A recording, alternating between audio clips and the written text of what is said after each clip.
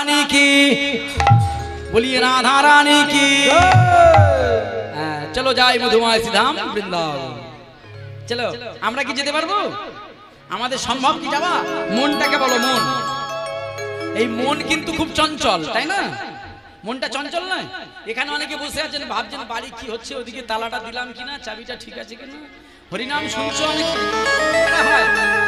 মন কিন্তু স্থির নয়, মন বড় চঞ্চল। মনকে ধরার নাম ধর্ম। তাহলে মনকে ধরতে হবে আগে, মনটাকে সংযম করতে হবে। ওই জন্য মুনি ঋষিরা বলে গেছে প্রাণায়াম করো, ধ্যান করো, নাহলে মন চিত্ত স্থির হবে না।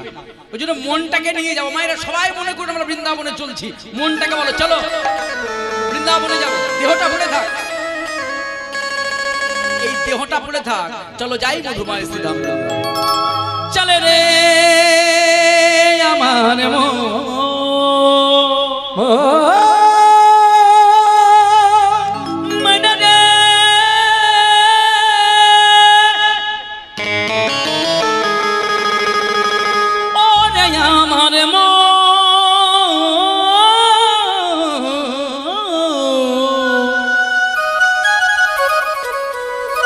চলো যা কোথায়? মধুর বৃন্দাবন। চলে রে আমার মধু বৃন্দাবন, যমুনা ফুলিলে যেথায় কমল চলে রে আমার মধুর বৃন্দাবন, যমুনাদি ধারে ধারে কমলের বন। আমার মধু বৃন্দাবন, যমুনার ধারে ধারে কমল ললিতা বিশাখায়াদি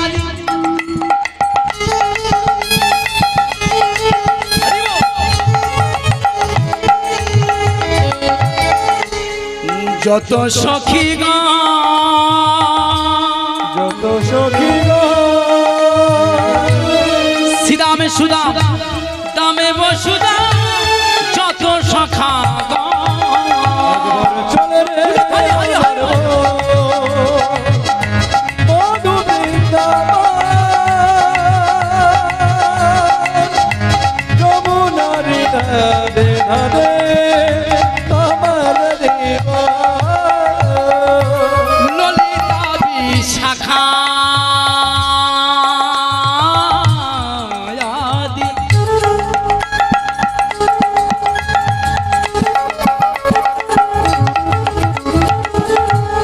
যত সখী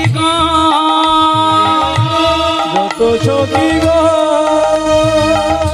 শ্রীরামে সুদাম দামে বসুদাম, যত সখা চলে রে বৃন্দাবন, চল বৃন্দাবন,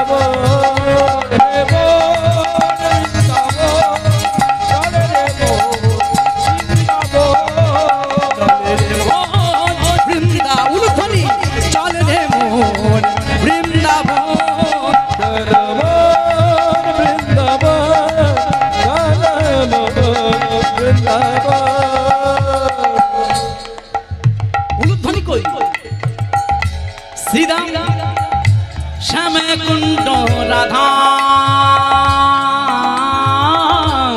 কুণ্ড,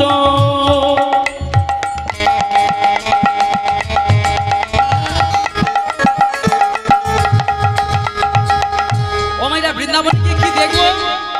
কি দেখবে?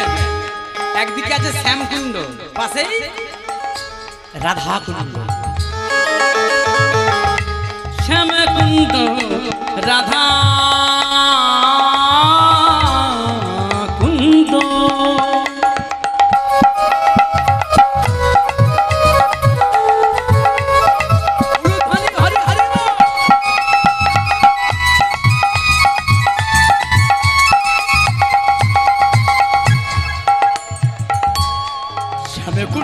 রাধা কুণ্ড। আর কি দেখবো? কি গো? গিরি গোবরে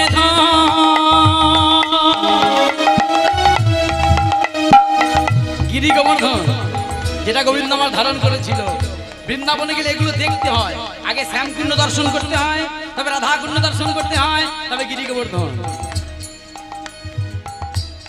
যমুনা, যমুনাকে দর্শন করবেন। যমুনা পুলিনে যেথা মগনম চলো রে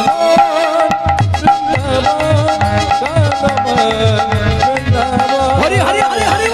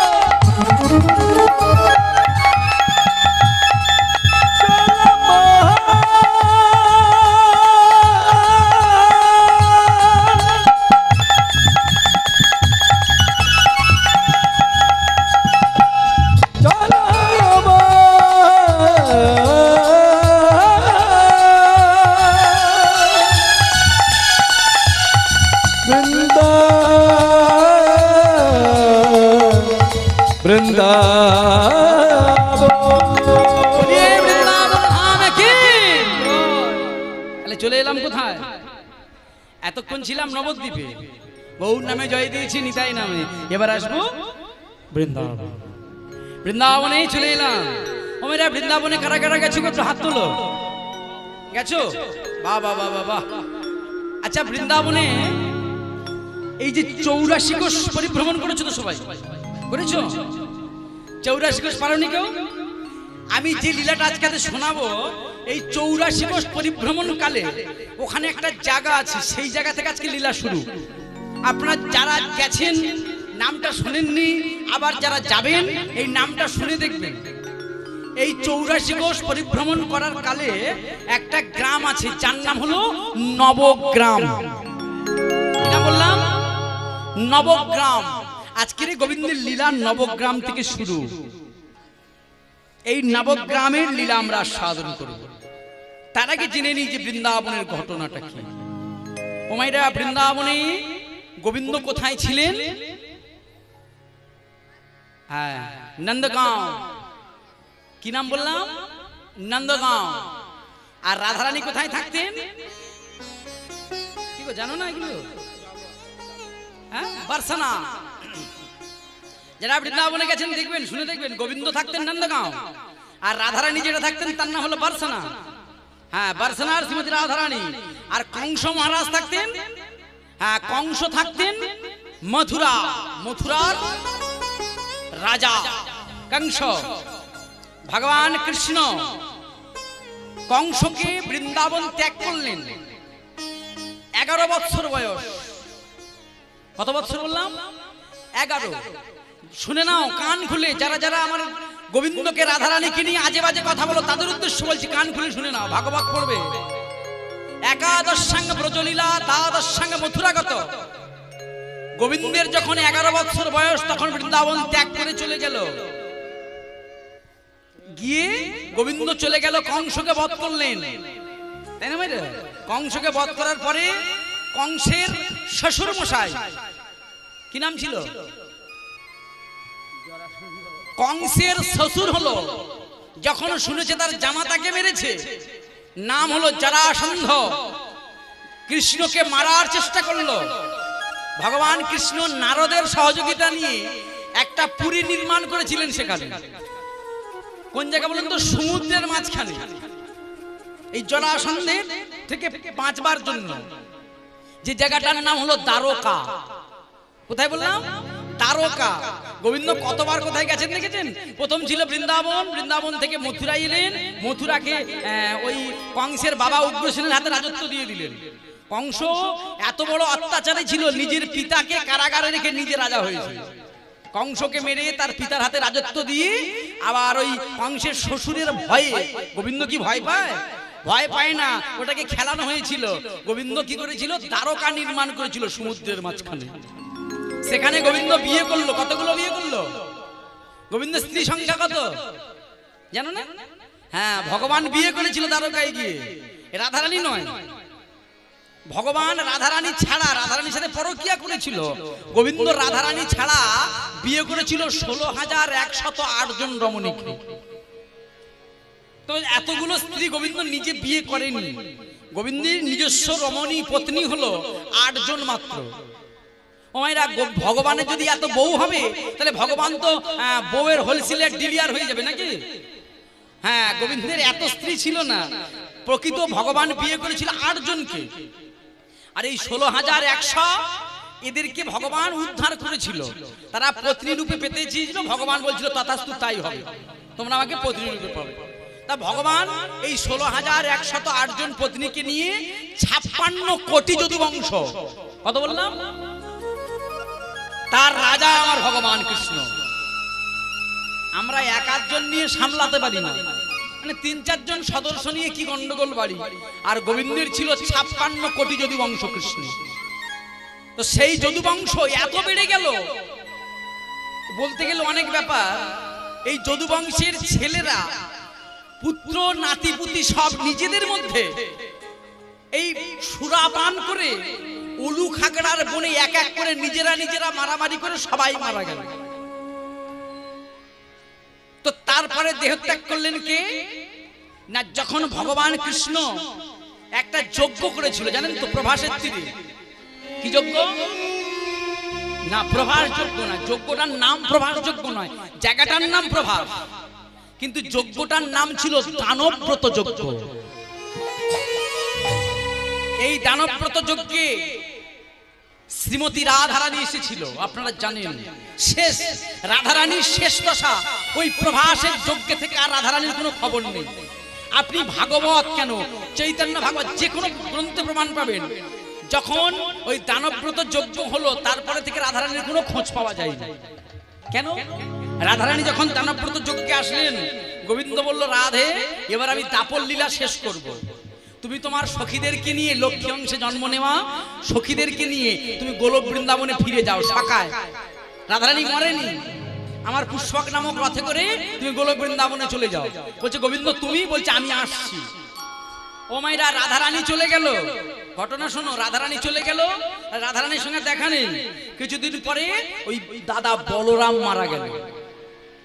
যখন বলাই দাদা মারা গেল, রাধারানী চলে গেল, এক এক করে যদুবংশের সবাই মারা গেল সন্তানরা। গোবিন্দ চিন্তামগ্ন হয়ে গেল। তখন ভগবানের বয়স 125 বৎসর বয়স। এই 56 কোটি যদুবংশ, এত বড় যদুবংশ সবাই যখন মারা গেল, আমার কৃষ্ণ চিন্তান্বিত হয়ে ওই একটা নিম্ব বৃক্ষের ডালে বসেছিল। নিম্ব বৃক্ষের ডালে বসে বসে ভগবান মাথায় হাত দিয়ে চিন্তা করছে। আস্তে আস্তে আস্তে সেদিকে। তখন গোবিন্দের বয়স 125, আর এক ব্যাট, জরা ব্যাট। গোবিন্দের চরণটা লাল, কিন্তু ও এটা গোবিন্দের রং কি? শরীরের রং হ্যাঁ কি রং? কালো। কে বলেছে কালো? কে বলেছে কালো?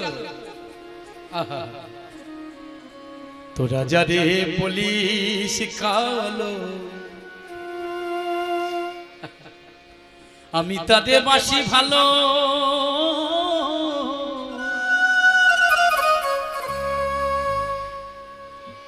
রাধারানী বলেছিল, সখীরে তোরা যারে বলিস কালো, আমি তারে বাসি ভালো।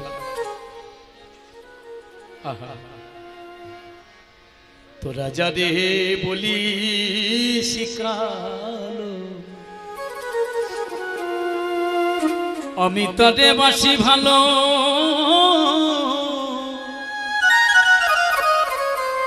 ও তারে সুরের মায়াই মন বোঝাইয়া আমারে জ্বালাই উষারে আলো। আহা, কেউ কালো নয় গোবিন্দ, কালো নয় গো, কে দেখেছে কালো? নিতাই গৌর উরুধ্বনি হরি হরি গো।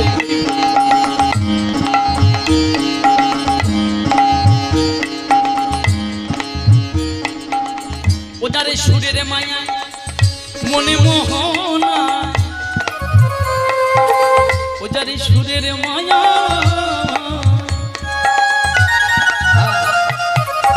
ওজারে সুরের মায়া মনে মোহনা, আমার জাগাই উষার আলো।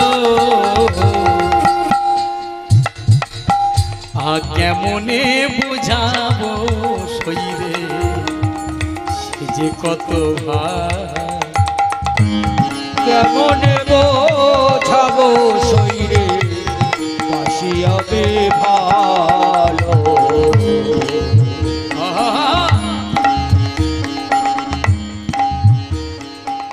সেই যে কবে দেখা হল মনে নাই তার স্মৃতি,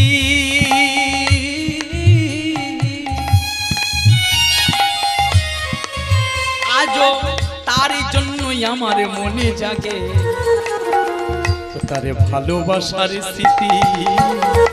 আবার শিখাইয়া গোপনে প্রীতি, আবার শিখাইয়া গোপনে প্রীতি। গোবিন্দ যে প্রেম জানে এমন প্রেম করতে কেউ জানে না। গোবিন্দের যে ভালোবাসা, গোবিন্দের যে মুখের হাসি। ও মাইরা, গোবিন্দ কালো, কিন্তু একটা কালোর ছেলের জন্য বিশ্ব কেন হলো পাগল? সে তো কালো, তার জন্য বিশ্ব পাগল কেন গো? একটা বেটে মতো ছেলে, কালো মতো ছেলে, তার জন্য কেন বিশ্ব পাগল হলো? রাধারানী বলেছিল সখীরে, এই জগতে সবাই কথা বলে হাসে। ও মাইরা, আমরা হাসি কখন? কোন একটা ঘটনা হলো বলে তবে হাসি তো। কিন্তু আমার গোবিন্দ কথা বলবার আগে হাসে। আমরা কথা বলে হাসি, কিন্তু গোবিন্দ এমন ছিল কথা কইবার আগে হাসে, মানে হেসে কথা বলে। এটাই হলো গোবিন্দর সবচেয়ে প্লাস পয়েন্ট। ভাগবত বলছে এই হাসিটার নাম হলো শ্রীমণিবু হাস্যতাম। দেখবেন যে মানুষের মুখে হাসি আছে তাকে দেখলে জীবনটা ভরে যায় না? আমার গোবিন্দের মুখে সবসময় হাসি, মুচকি হাসি। ও মায়েরা, হাসি কোনটা ভালো লাগে বলুন তো? দেখবেন হাসির আবার কোয়ালিটি আছে, আছে না? অনেকে দেখবেন গালটা বড় করে হাসে, ভালো লাগে শুনতে। অনেকে আবার দেখবেন হাসে, আচ্ছা এর মধ্যে কোন হাসিটা ভালো? অনেকে আবার একটা হাসি হাসে দেখবেন ওই মুচকি হাসি, তাই না? দেখবেন ছোট করে হাসে, মুখটা সরিয়ে নাই, যে মুচকি হাসি। থোড়া থোড়া মানে মুচকি যে হাসি, সবচেয়ে কোন হাসিটা ভালো বলো? ওই হাসি ভালো না হি ভালো না মুচকি হাসি ভালো? হ্যাঁ, ওই যারা মুচকি হাসি হাসে এদের আবার বিরাট খারাপ গুণ আছে। ওর মুখের দিকে তাকালে আপনি ওকে ভুলতে পারবেন না, তাই না? এটা বহির্জগতে লক্ষ্য করবেন। আমার গোবিন্দ ছিল তাই, ভাগবত প্রমাণ করছো। তার মুখের যে হাসি মুচকি হাসি, মৃদু হাসি, খুব জোরে হাসতেন না, মুখ হাঁ করে হাসতেন না। আর এখন দেখবেন কিছু কিছু মানুষ এমন হাসে যেন বমি করছে, তাই না? কিন্তু এই হাসি ভালো না। হাসি ভালো কোনটা? মিচকি হাসি, মৃদু হাসি। এই গোবিন্দের হাসিটার নাম হলো কি জানেন? ভাগবত বলছে, আমার কথা নয়, শ্রীমঞ্জু হাস্যতাম। গোবিন্দের হাসিটার নাম শ্রীমঞ্জু হাস্যতাম। ইয়ে জগতের মানুষ সবাই কথা বলে হাসে, কিন্তু জানি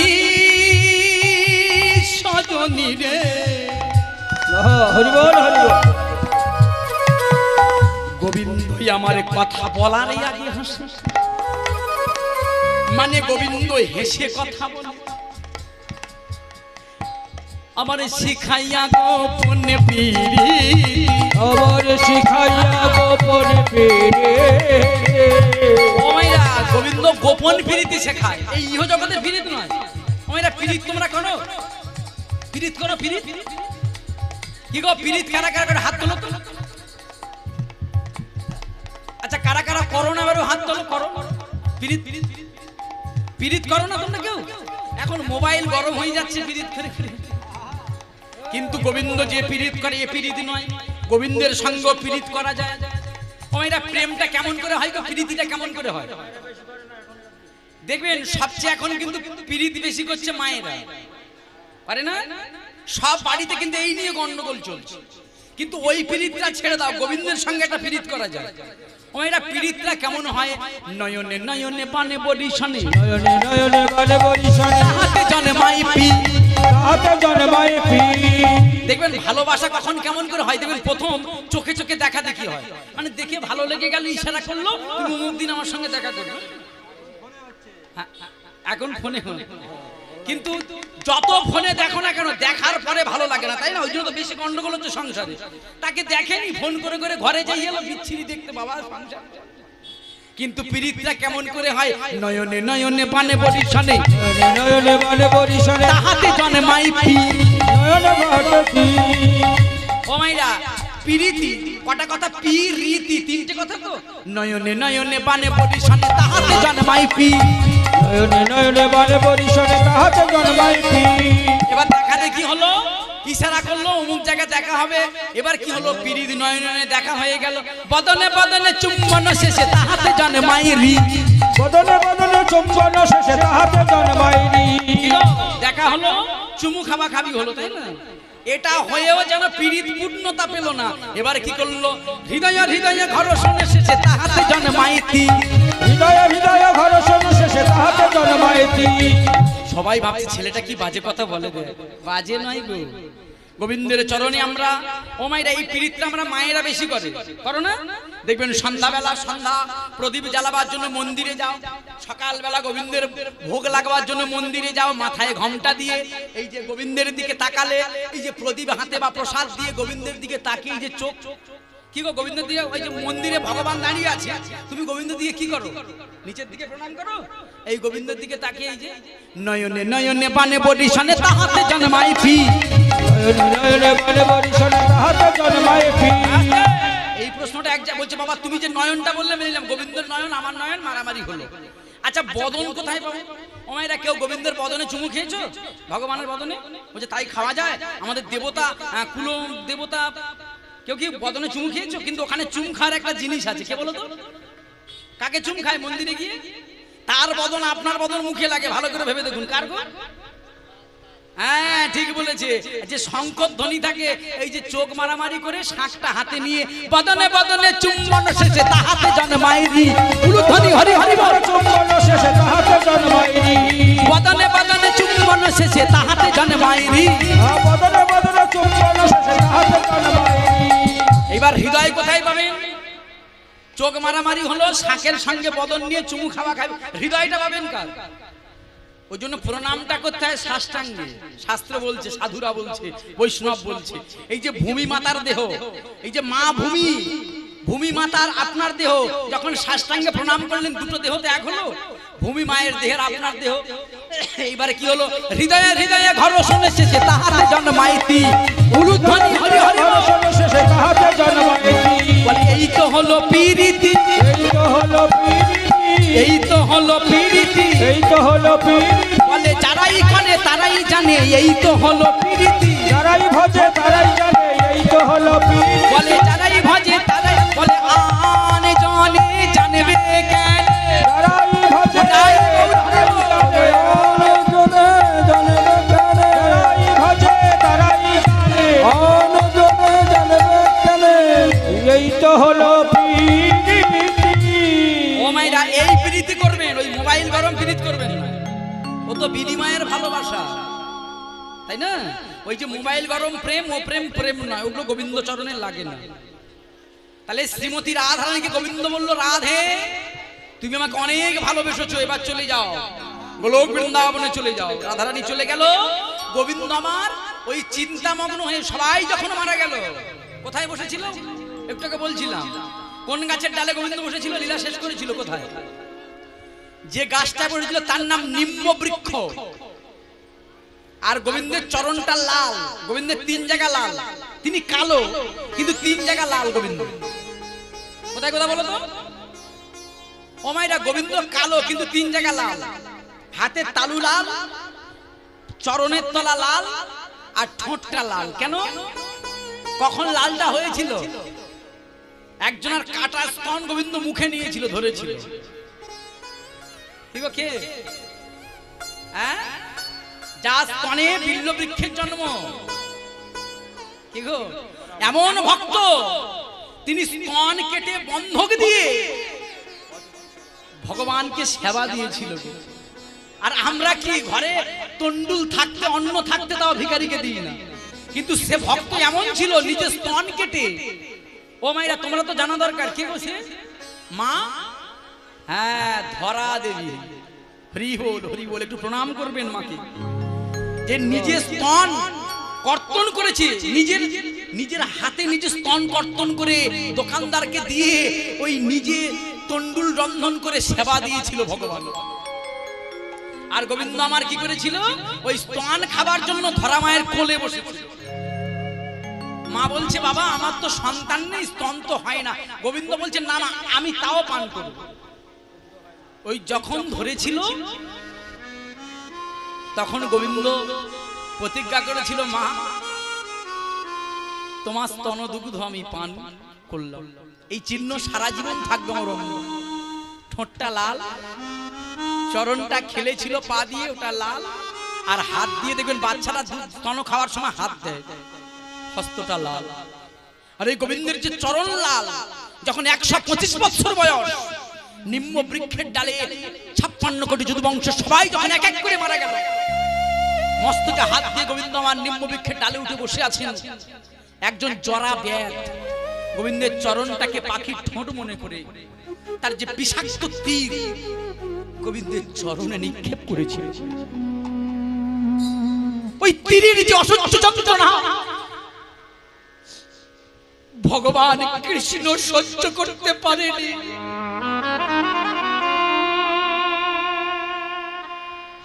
নিম্ন বৃক্ষ থেকে আছাড় খেয়ে বলল, মৃত্তিকা পড়ে। আছাড় খেয়ে পড়ে এই স্থূল দেহটা পড়ে রইল মাটিতে। সূক্ষ্ম দেহটাকে নিয়ে গোলক বৃন্দাবনে আছাড় খেয়ে পড়ল রাধে। রাধে গো,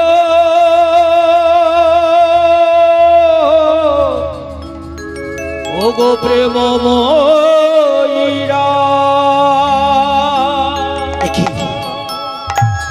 গোলক বৃন্দাবনে গোবিন্দ যখন আমার আছাড়ে খেয়ে পড়েছে রাধে, এই অসহ্য যন্ত্রণা আমার সহ্য হচ্ছে না রাধে।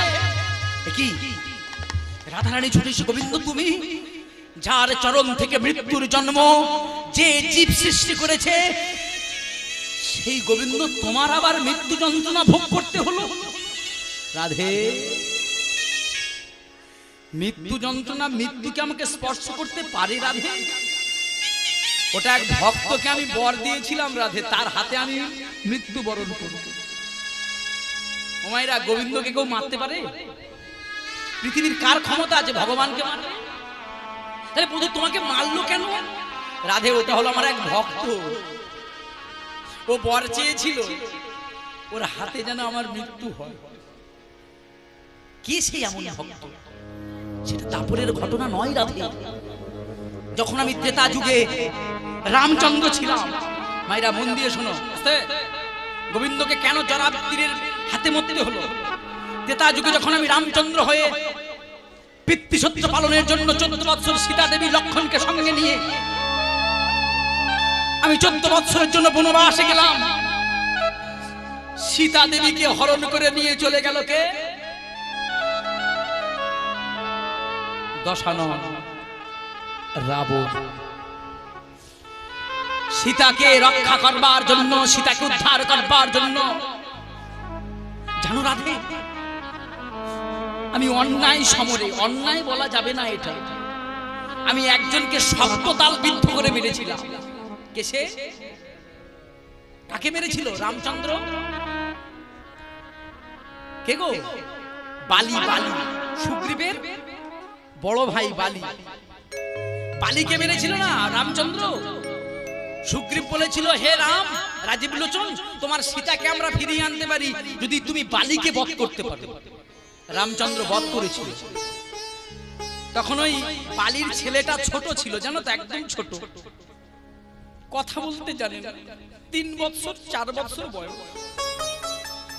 তো বালি ওই ছেলেটা দাঁড়িয়ে দাঁড়িয়ে দেখেছিল যে আমার পিতাকে একজন মেরে দিয়েছে। পরে শুনেছিল কে মেরেছে। তো সুগ্রীবের সহযোগিতা নিয়ে যখন সীতাকে উদ্ধার করে নিয়ে এলো, রামচন্দ্র সমস্ত বানর কুলকে বধ দিচ্ছে, বলো তোমরা কে কি চাও? তোমরা আমার জন্য অনেক কষ্ট করেছো, তোমরা সমুদ্র বেঁধে দিয়েছো, তোমরা আমার সীতাকে ফেরার জন্য সাহায্য করেছো, বলো কে কি বর চাও? আস্তে মাইরা সবাই যা যা চাইছে রামচন্দ্র যে তথাস্তু। রামচন্দ্র একটা কথা বলেছিল, বরং ব্রারু, তোমরা বর প্রার্থনা করো। যে যা চাইছে রাম বলছে তথাস্তু, কল্যাণ বস্তু তথাস্তু, কল্যাণ বস্তু, সবাইকে বর দিচ্ছে। কিন্তু দেখছে একজন দাঁড়িয়ে আছে, ছোট্ট একটা ছেলে, সে ওই দাঁড়িয়ে দাঁড়িয়ে অঝর নয়নে কাঁপছে। আস্তে আস্তে আস্তে সবাই বর নিচ্ছে আনন্দ করে, কিন্তু একজন কাঁপছে। কে? ওই বালিপুত্র, নাম তার অঙ্গদ। আস্তে আস্তে আস্তে আস্তে গল্প না, গল্প না। অঙ্গদ, ওই সবাই বর নিচ্ছে, অঙ্গদ দাঁড়িয়ে দাঁড়িয়ে কাঁদছে। রাজীব লোচন রাম তো অঙ্গদকে সস্নেহে কাছে ডাকলো, অঙ্গদ আমার কাছে এসে বলো।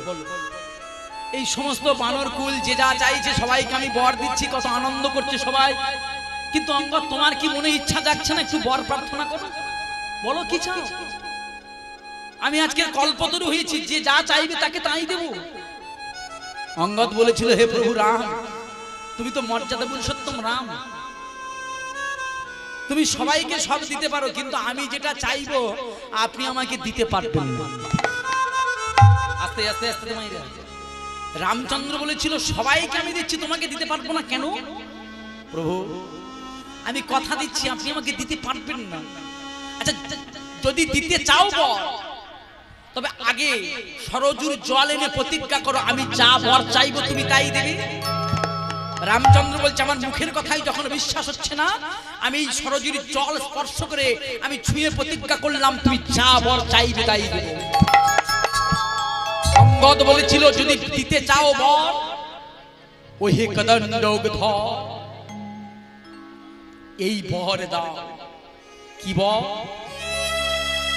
আমার পিতাকে যে ধনুর বাণের দ্বারা আঘাত করে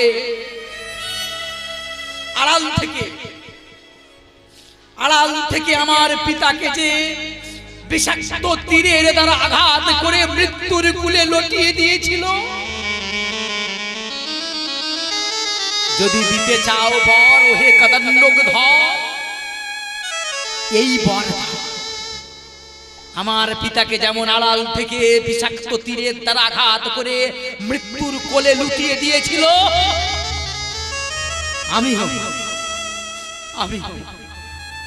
আমিও তাকে যেন মারতে পারি।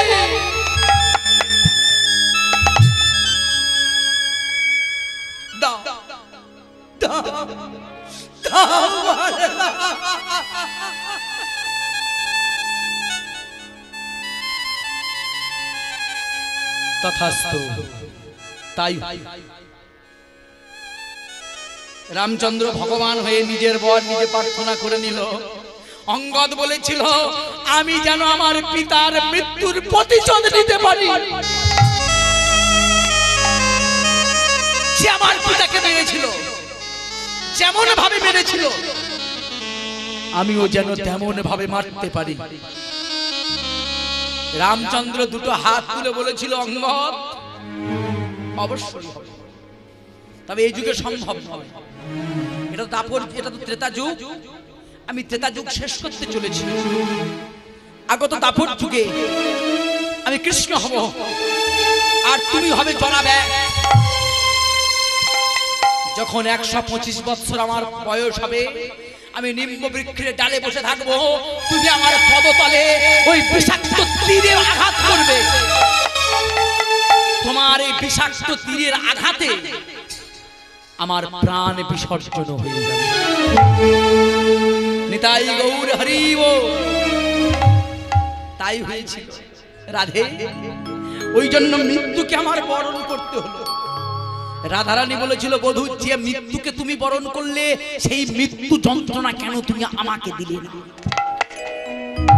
তুমি যে মৃত্যু যন্ত্রণা পেলে, রাধারানী বলছে সেই মৃত্যু যন্ত্রণা তুমি কেন আমাকে দিলে না? আমি পেতে চাই, আমিও মৃত্যু যন্ত্রণা পেতে চাই। ও মাইরা, রাধারানী তো মৃত্যু কোনোদিন হয়নি গো। রাধারানী তো কারো ঘরের মেয়ে নয় যে সে মারা যাবে। রাধারানীটা কে? যত হিন্দু শাস্ত্রের কুলাঙ্গাররা তারা উল্টো পাল্টা আলোচনা করে রাধারানী একজনের ঘরের বউ, একজনের ঘর। রাধাটা কে? রাধা হলো কৃষ্ণ বামঙ্গ সম্ভূতা রাধা। কৃষ্ণের বামঙ্গ থেকে তার জন্ম হয়েছিল। কৃষ্ণের যখন ইচ্ছা জাগে যে লীলা বিলাস করব, তখন কৃষ্ণ বামঙ্গ থেকে রাধারানীকে সৃষ্টি করেছিল। তাহলে আমার বাম হাতকে নিয়ে আমি খেলতে পারি, এটাকে কাটতে পারি, এটাকে মারতে পারি, এটা আমার ব্যাপার। তোমাদের কি? কৃষ্ণের জিনিস কৃষ্ণ যা খুশি করতে পারে, কিন্তু এগুলো মানুষ বোঝে না। কৃষ্ণের লীলা, শ্রীকৃষ্ণের যত খেলা, সর্বোত্তম লীলা, নরবপু তাহার স্বরূপ।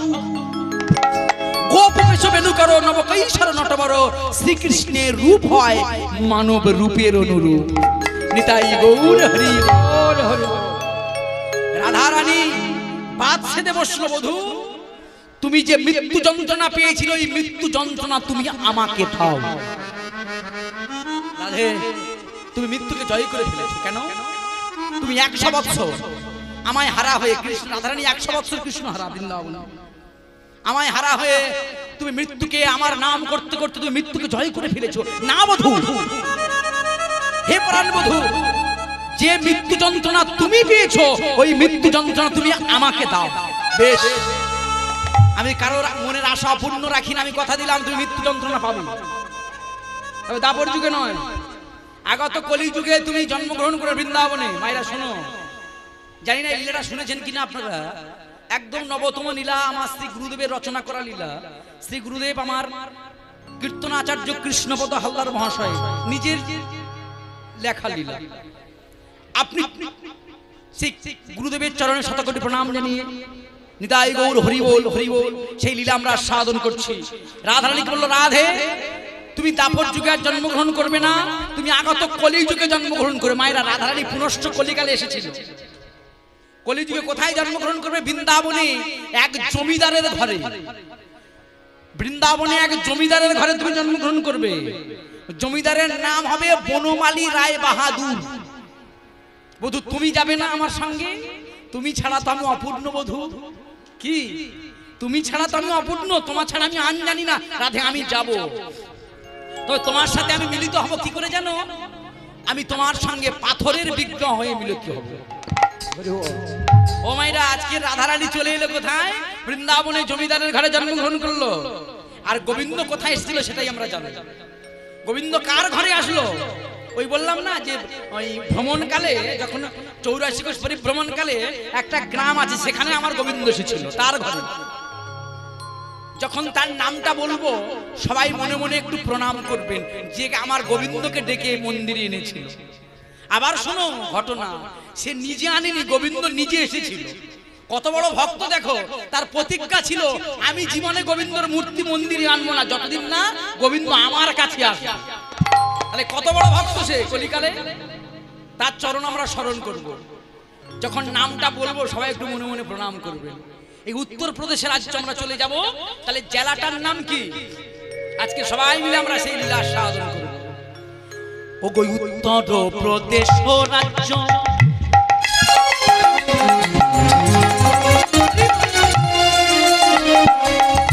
ওমাইটা বৃন্দাবনটা কোন রাজ্যের মধ্যে? বৃন্দাবনটা ইউপি, উত্তরপ্রদেশ। আর জেলাটার নাম কি? তরাসে জেলা। তরাসে জেলা না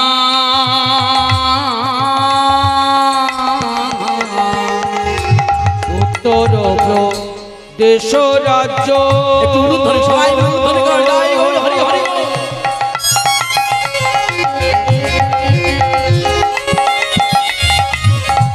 তরাস জেলা, তরাস জেলা না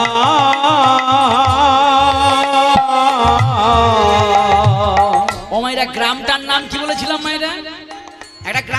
বলেছিলাম আমি একটু আগে, কি গ্রাম ভুলে গেছো? হায় রে কীর্তন, একটা গ্রামের নাম বললাম, ভ্রমণকালে সে গ্রামটা পড়ে। কি গ্রাম? নবগ্রাম। নবগ্রাম, আবার বলি মনে রাখবেন, নবগ্রাম বাস করে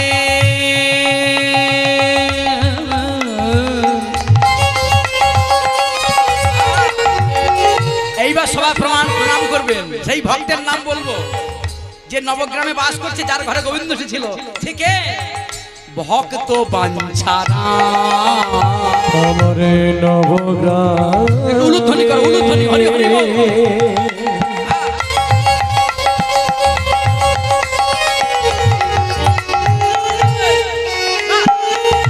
বাস করে ভক্ত বাঞ্ছারা। এই ভক্ত বাঞ্ছারাম যার লীলা আমরা সাধন করব। কত বড় বৈষ্ণব ছিল দেখো। বৈষ্ণব কাকে বলে? কাকে দেখলে বৈষ্ণব মনে হবে? ওমাইরা, বৈষ্ণব তো আমরা সবাই হয়েছি গো, হয়নি? কপালে তিলক মেরেছি, হ্যাঁ, জপের মালা হাতে নিয়েছি, কিন্তু বৈষ্ণব কাকে বলবো? যাহারে দেখিলে সদা কৃষ্ণ পড়ে মনে, যার বদনকে দর্শন করলে কৃষ্ণের বদন দর্শন করে মনে করে, সেই জন জানিও তুমি বৈষ্ণব প্রধান। নবগ্রামে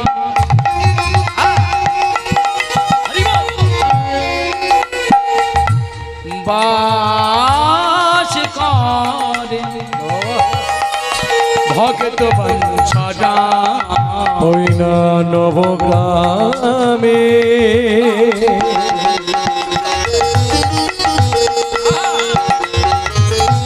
বাস করে ভক্ত বাঞ্ছারা। সবাই একটু বাঞ্ছারামের নামে জয় দেবো আমরা।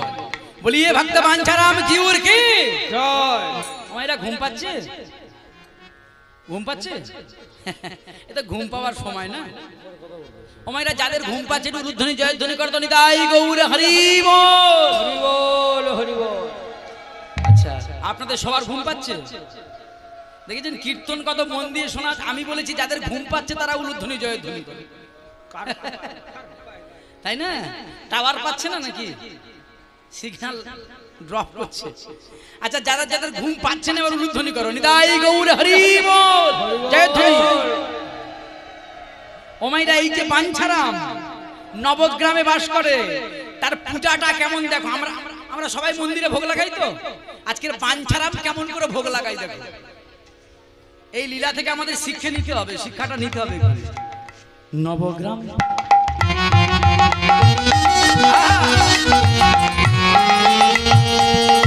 বাস করে ভক্ত বাঞ্ছারাম। আমার নবগ্রামে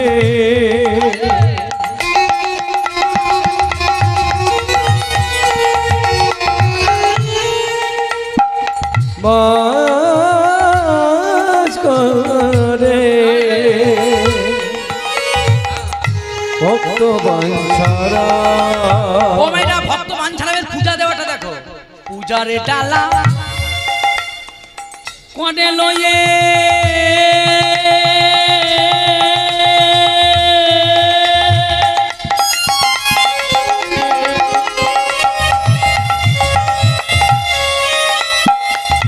করে নিবেদন,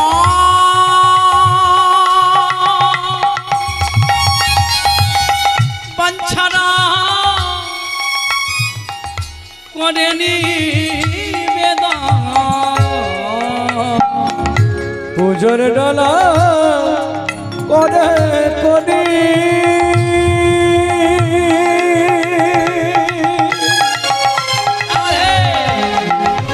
পূজা দিতে যাচ্ছে বাঞ্ছারাম। কর নিবেদন।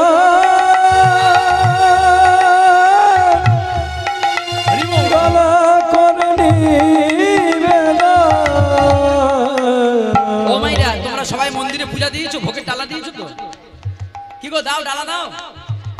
ডালা কোন দিকে তাকিয়ে তাকিয়ে দিতে হয় গোবিন্দের? মনে করো এই মন্দিরে এসেছো, পূজার ডালা হাতে আছে, আমি ডালাটা গোবিন্দের চরণে নিবেদন করব, কোন দিকে তাকাবেন? কোন দিকে? প্রসাদের দিকে, এরা বলে প্রসাদের দিকে লাড্ডু গুনে গুনে আছে, অনেকে আছে দেখবেন। আমি বলছি আপনাদের দিকে হয় কি আমি জানি না, মালসা দেওয়া হয়েছে মন্দিরে, আমরা দেখি তো মালসার গায়ে লেখা আছে পঞ্চুর মার মালসা আছে না, এটা এটা পল্টুর মার মালসা, এই ঘেটুর মার এরকম লেখা থাকে না, মালসা পাল্টে যাবে না। আচ্ছা মায়েরা, এটা যদি কারোর নামে লেখা হয় তাহলে সম্পত্তিটা কার? মনে করুন একটা জায়গা কারোর নামে উইল করে দেওয়া হলো, তাহলে সম্পত্তিটা কার হবে? ছিল বাবার, ছেলের নামে লিখে দেওয়া হয়েছে, এখন কার? আইনত ভাবে কার? ছেলে।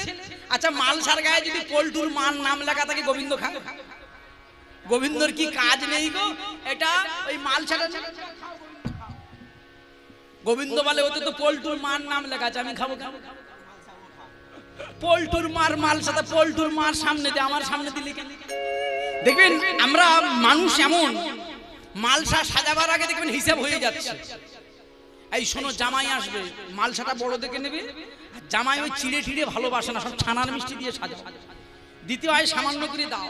আবার মা কালী পূজা হচ্ছে, বড় দেখে পাঁঠা খুঁজো, কেন? কেন আমার বাড়ির লোক কুটুম্ব অনেক, মায়েরা পাঁঠা দেবে মা কালীকে, তার আগে লোক কুটুম্ব নিমন্ত্রণ হয়ে গেল খাবে পাঁঠা খাবার জন্য। আচ্ছা ও পাঁঠা কি মা কালী খায়? মা কালী পাঁঠা খায়? হ্যাঁ না, গোবিন্দ প্রসাদও পায় না। আমাদের যা ভক্তি আজকে বাঞ্ছারামের সেবাটা দেখো, ও মায়েরা প্রসাদ কোন দিকে তাকিয়ে দিতে হয় বলো, এবার বলো। তোমরা তো সবাই মন্দিরে ডালা দিয়েছো, প্রসাদ কোন দিকে তাকিয়ে দেবে? মুখের দিকে। আর কে কি বলছো? মা বলছে মুখের দিকে, বলো যে গোবিন্দ খাচ্ছে কিনা, তাই তো? আচ্ছা আগে বলো, বাচ্চার যখন দুধ দেওয়া হয় কোন দিকে তাকিয়ে থাকতে হয়? মনে করুন কোলে বাচ্চা আছে, মুখে স্তন দেবেন, কোন দিকে তাকিয়ে থাকি? টিভির দিকে দিকে, সিরিয়াল দেখতে দেখতে। দেখবেন এখানে কিন্তু তিনটে ছিদ্র আছে, দুটো নাকের একটা মুখে। এখন মুখে দিতে গিয়ে টিভির দিকে, এরকম ঘটনা ঘটেছে তো পেপারে দেখুন। মা এত সিরিয়ালে ব্যস্ত দেখছে, বাচ্চার স্তন দিতে মুখে না দিয়ে নাকে দিয়ে দিয়ে ছেলে দুমেটকে মারা যায়, এরকম ঘটনা। তাহলে কোন দিকে তাকিয়ে দেবেন? বাচ্চা দুধ খাওয়ানোর সময় মুখের দিকে তাকাতে হয়। আর গোবিন্দের যখন ভোগ লাগাবেন কোন দিকে তাকাবেন? আজকের বাঞ্ছারাম কি করছে দেখো, পূজারে ডালা করে লয়ে, উলুধ্বনি উলুধ্বনি হরি বল, করে নিবেদন, করে নিবেদন,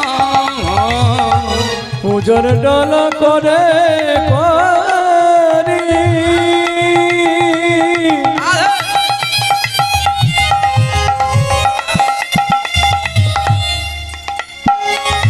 করে নিবেদন,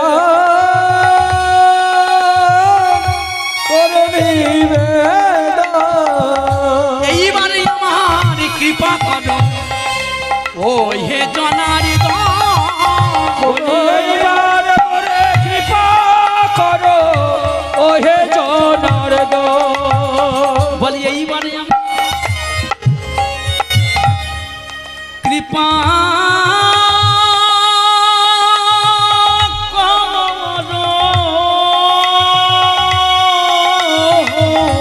বলি এইবার আমার কৃপা করো,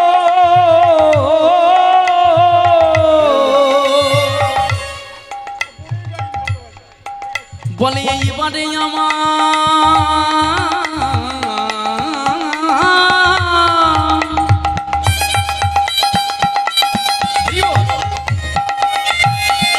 ওই বাঞ্ছারাম হাতে প্রসাদের নিবেদনটা নিয়েছে, আস্তে আস্তে মায়ের আস্তে ওই মন্দিরে গিয়ে বলছে, গোবিন্দ আমি ভজনে জানি না, আমি পূজনে জানি না, আমি তো কলির মানুষ, আমার অন্নগত প্রাণ, আমি তোমার কি চরণে কি প্রসাদ দেব? সবই তো তোমার সৃষ্টি, সবই তোমার অবদান, সবই তোমার অবদান।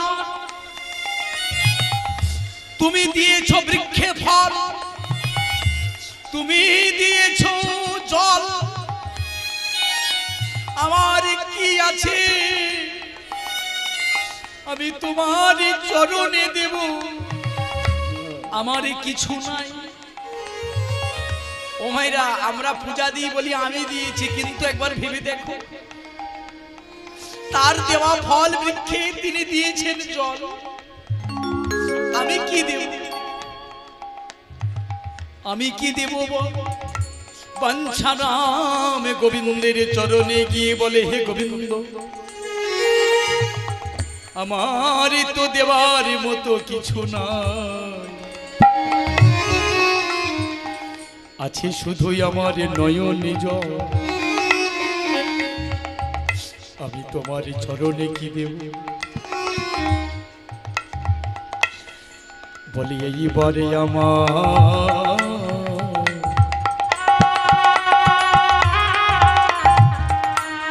কৃপা করো, ও দয়ালে এইবার মোরে কৃপা করো,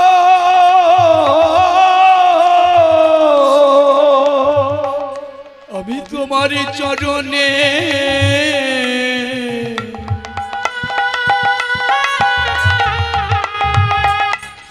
মিনতি জানা।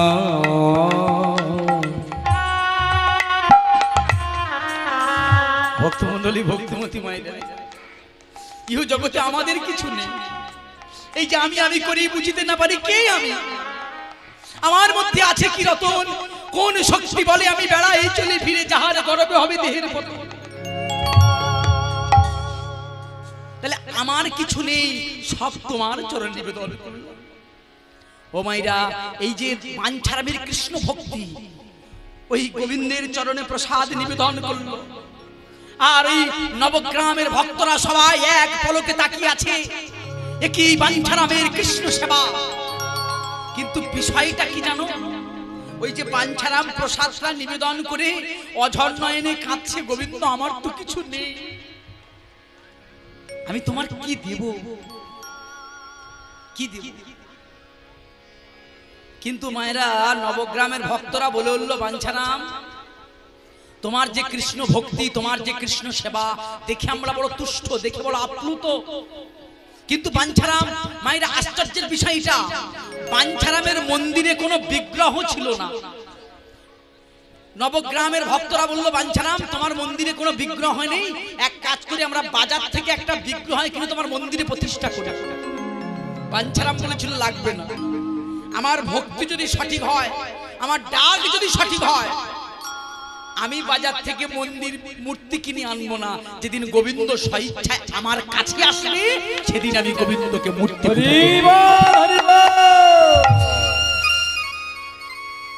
ও মায়েরা, এই কথা শুনে নবগ্রামের ভক্তরা সবাই ধন্য ধন্য করল। গোবিন্দ আসবে যদি ডাক সঠিক হয়।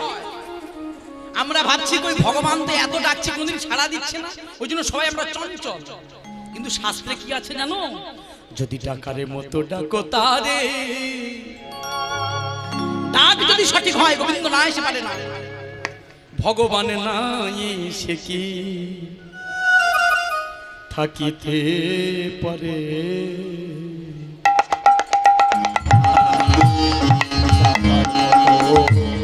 ডাকো তারে,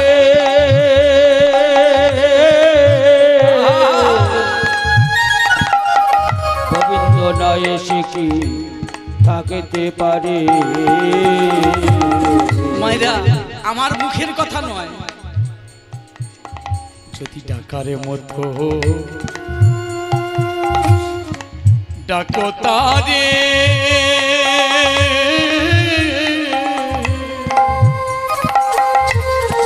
গোবিন্দ নাই সে কি থাকিতে পারে?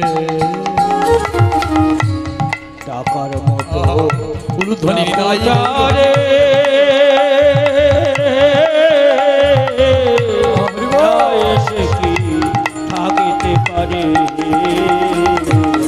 যদি বিশ্বাস না হয় ডেকে দেখো তারে, ও বিশ্বাস না হয় ডেকে দেখো তারে, গোবিন্দ তোমার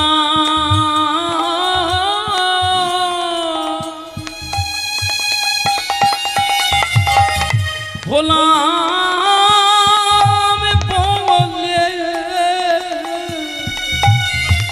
হা গোবিন্দ তোমায় হলাম বলে, হা গোবিন্দ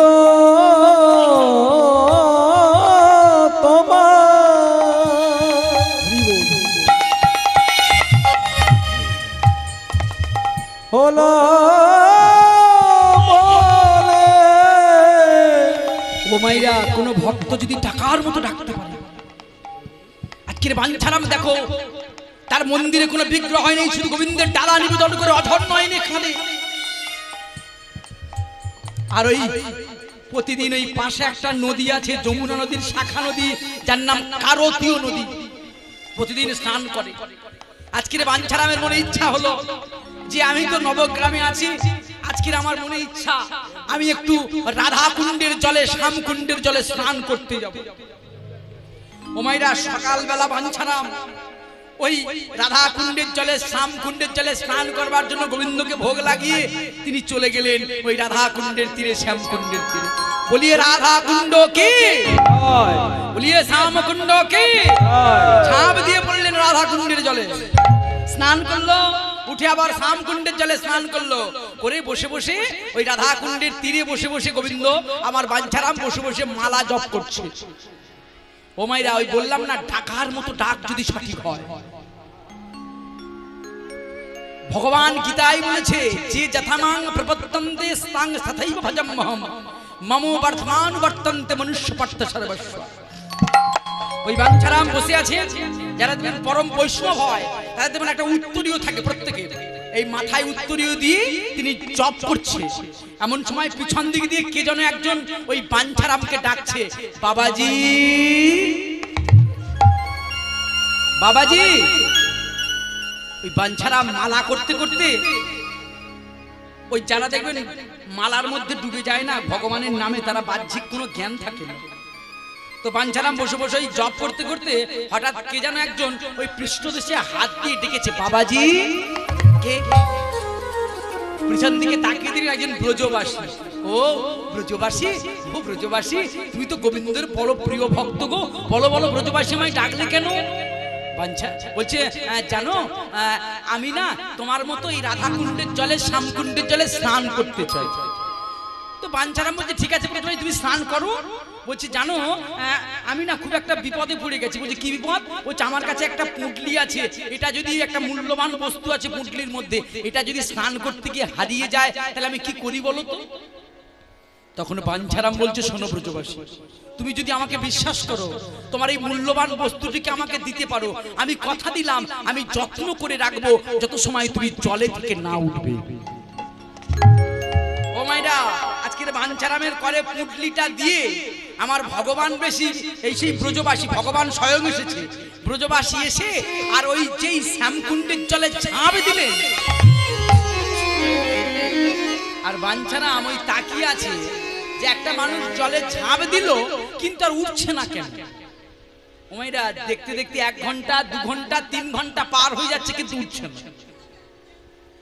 বাঞ্ছারামের মনে এবার সাড়া পড়ে গেল, আচ্ছা দেখি তো এই থলেটার মধ্যে আছে কি। ও মাইরা, থলের মধ্যে হাত দিয়ে দেখছে এটার মধ্যে মূল্যবান বস্তু বলতে একটা শালগ্রাম শিলা নারায়ণ।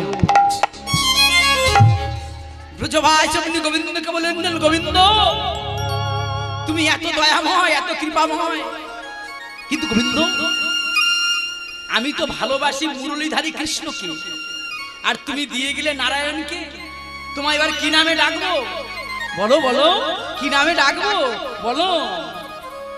ও গো দয়াময় মোরে বলে দাও, কি নামে ডাকে বো তোমার।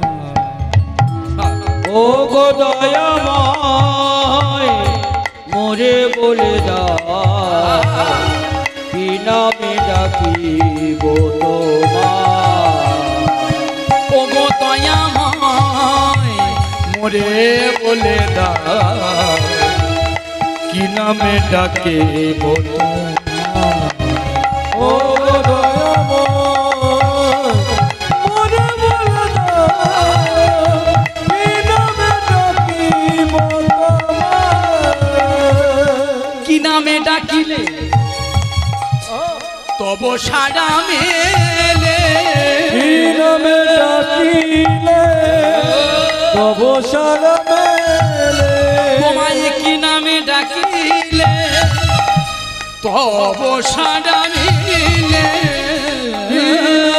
ডাকিলে তব সাড়া মেলে কি ফুলে বুঝে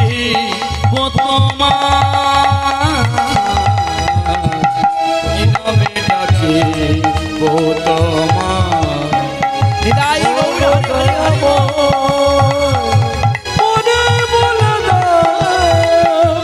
কি নামে ডাকিব তোমার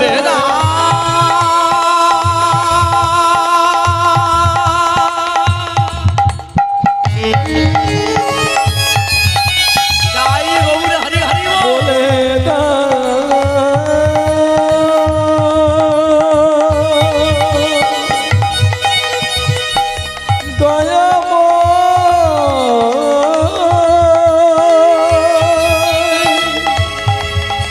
কৃপা করে হরি বল হরি বল হরি বল বলে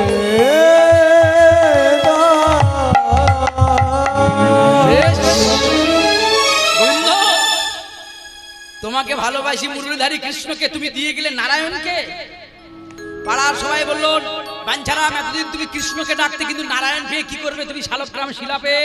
বলছে শালগ্রাম শিলা নারায়ণ যা আর গোবিন্দ কৃষ্ণ তাই।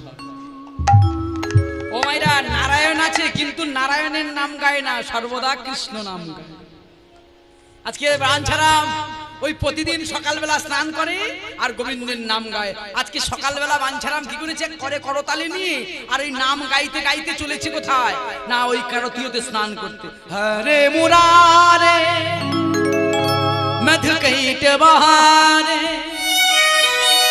গোপাল গোবিন্দ উলুধ্বনি সবাই মিলে মুকুন্দ সরে হরে হরে হরে মুরারে মধু কৈট ভারে গোপাল গোবিন্দ মুকুন্দ উলুধ্বনি হরে মুরারে মধু কইট বহারে গোপাল গোবিন্দ মুকুন্দ সরে।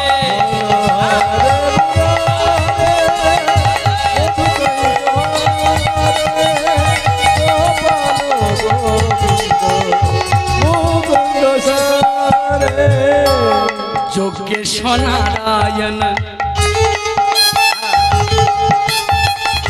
কৃষ্ণ শ্রী বিষ্ণু নিরাশয় মা জগদীশ্বর হরে কৃষ্ণ সবাই সবাই হরে কৃষ্ণ কৃষ্ণ কৃষ্ণ হরে উলুধ্বনি হরে হরে হরে বল। হরে রাম রাম রাম হরে হরে কৃষ্ণ কৃষ্ণ কৃষ্ণ কৃষ্ণ হরে হরে সবাই বলো। হরে রাম রাম রাম হরে হরে। মায়েরা সকালবেলা যখন স্নান করতে যাচ্ছে আকাশ পরিষ্কার, হঠাৎ বাঞ্ছারাম উপর দিকে তাকিয়ে দেখছে আকাশটা কালো মেঘে অন্ধকার করে এলো। ঝোড়ো হাওয়া বইতে লাগলো, আকাশের বুক চিরে অশনি সংকেত ঝিরঝির ঝিরঝির করে বর্ষা নেমে এলো। তবুও বাঞ্ছারাম নাম ছাড়লো না। ওই দৈব দুর্যোগের মধ্যে কারতীয়র জলে যেই ডুব মেরে উঠেছে উপর থেকে দৈববাণী বাঞ্ছারাম আমি তোমার আরাধ্য দেবতার নাম আমার হলো বিনোদ। আমি অনেক দিন যাবত এই কারতীয়ের জলে পড়ে আছি বাঞ্ছারাম, তুমি আমাকে কুড়িয়ে নিয়ে তোমার মন্দিরে স্থাপন করো বাঞ্ছারাম। বিনোদ, কে বিনোদ? আমি তোমার আরাধ্য দেবতা মুরলীধর বিনোদ। বিনোদ, হ্যাঁ তুমি আমার ঘরে যাবে? হ্যাঁ, তুমি আমাকে কুড়িয়ে নিয়ে চলো, আমি জলের মধ্যে পড়ে আছি। গোবিন্দ দৈববাণী করলে, কিন্তু বিনোদ, ভক্তের সঙ্গে ভগবানের কথা, তোমার মন্দিরে আমার মন্দিরে তোমাকে নিয়ে যেতে পারি, একটা শর্ত আছে। কি শর্ত বাঞ্ছারা? তুমি শুধু ঠাকুর হয়ে বাঁশি বাজালে হবে না। আমি তো দরিদ্র মানুষ, গরিব মানুষ, সারাদিন যা ভিক্ষা করে নিয়ে আসবো, আমি ওই ভিক্ষার তন্ডুল তোমাকে রন্ধন করে দেব, আমার চোখের সামনে তোমাকে সেটা সেবা পেতে হবে। পারবে? যদি আমার চোখের সামনে বসে বসে সেবা করতে পারো, তবে তোমাকে আমি মন্দিরে নিয়ে যাব, নালে নিয়ে যাব না। তখন ভগবান বলছে, বিনোদ আমি তো কথা বলতে পারি না, তাহলে আমি তো পাথর, আমি খাবো কি করে? বলছে তুমি যদি পাথর হবে তাহলে কথা বলছো কি করে? ভক্তের ভক্তির জালে ভগবান জড়িয়ে গেল। গোবিন্দ বলল, হ্যাঁ বিনোদ, আমিও যেতে পারি, তোমার মতো শর্ত আছে। তোমার মন্দিরে আমি খেতে পারি, শর্ত। কি শর্ত? বলছে তোমাকে ঠাকুর ভেবে পূজা দিলে হবে না, তুমি আমার দেবতা ভেবে নয়, আমাকে সন্তান রূপে তোমার কোলে বসিয়ে খেতে দিতে হবে। দল আসছে, এই লীলা আবার শোনাবো যদি কোনোদিন আসি। ভগবান তাই করেছিল, বিনোদকে নিয়ে মন্দিরে নিয়ে গিয়েছিল, প্রতিদিন সেবা দিত ওই কোলে বসে। ও মাইরা, গোবিন্দকে বলছে তুমি আছো কোথায়? বলে জলের মধ্যে। তাহলে মন্দিরে স্থাপন করে দিই, বিনোদকে মন্দিরে স্থাপন করে দিই নাকি? পরে লীলা পরে শুনবো। ওই কারতীয় নদী থেকে বিনোদের মূর্তিকে নিয়ে বাঞ্ছারাম মন্দিরে স্থাপন করলো। ওগো ভক্ত আরে ভগবানের মিলন হইল গো, মিলন হইল, ভক্ত আরে ভগবানের মিলন হইল, মিলন হইল, ভক্ত আরে ভগবানের মিলন হইল গো, মিলন হইল, ভগবানের মিলন হইল, মিলন হইল, ভক্ত মনে সবে মিলে গো,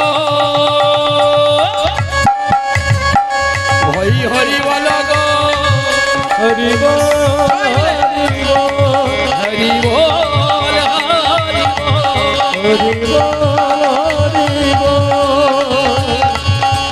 ভক্ত আরে ভগবান মিলন হইল গো, মিলন হইল, ওগো চর্বদন সবে মিলে গো, বলুন হরি হরি গো, বলুন হরি হরি। লীলা কিন্তু এখানে শেষ নয়, স্থাপন করবে, এরপর রাধারানীর সঙ্গে মিলন হবে। আবার যদি কোনদিন দেখা হয়, আবার লীলা গাইব, তাহলে সবাই মিলে আমরা মিলন গীতি গাইতে গাইতে সবাই হরি বল, হরি বল,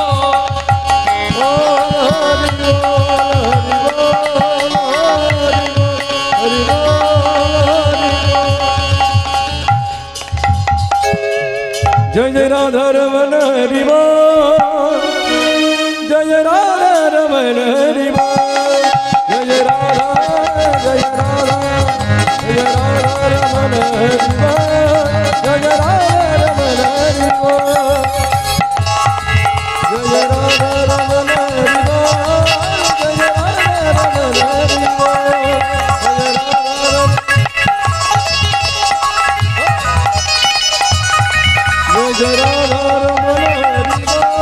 जय जय राधा रमन हरि बोल, जय जय राधा रमन हरि बोल, जय जय राधा रमन हरि बोल, রাধা রমন হরি বল, বল রাধা রমন হরি বল,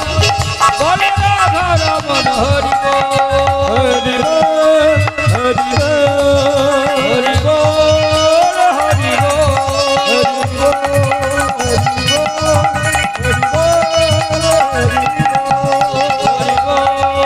हरि बोल, हरि बोल, हरि बोल, हरि बोल, हरि बोल, जय जय राधा रमन हरि बोल, जय जय राधा रमन हरि बोल, राधा रमन हरि बोल, राधा रमन हरि बोल,